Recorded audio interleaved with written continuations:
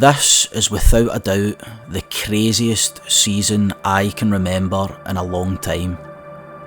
Only a few months ago, Rangers fans, myself included, were ready to admit that the title was already on its way to Parkhead.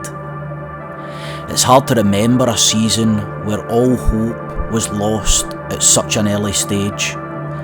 Summer spending, ego, denial, over-promised and under-delivered. The summer rebuild had fallen flat on its face.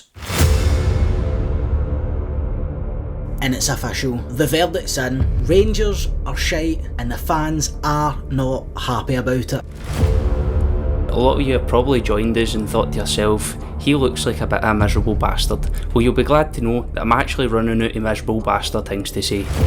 That's made me utterly fucking miserable. What on earth was Michael Beale thinking to set the team up tactically in that way against Celtic, an Old Firm game at our home ground? That was thoroughly unexciting. Utterly fucking guff. Pure fucking shite.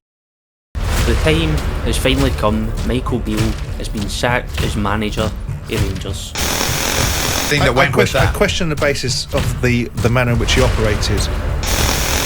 But unfortunately, ladies and gentlemen, after a year, after money spent, the word successful in Michael Beale's Rangers term cannot go together, because yes, for a while we were decent budget bullies. We could beat people a fraction of our financial resources quite comfortably and on occasion on a nice, very run, but every single time it came to an even playing field, every single time Celtic came around, unfortunately for all of us associated with this football club, Michael Beale actually failed.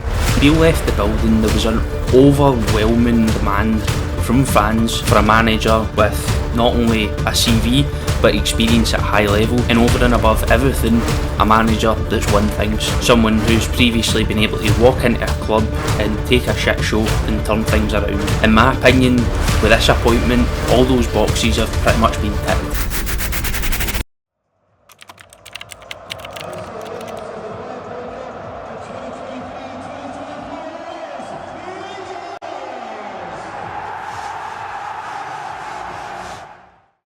We've only gone and done it.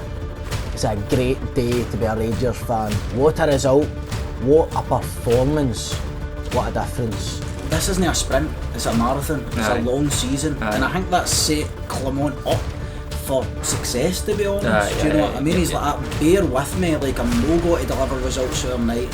He ended up delivering results the other night. He joined top of the league, one goal in it. I mean, when Michael Beale gets sacked, we were 8 points behind.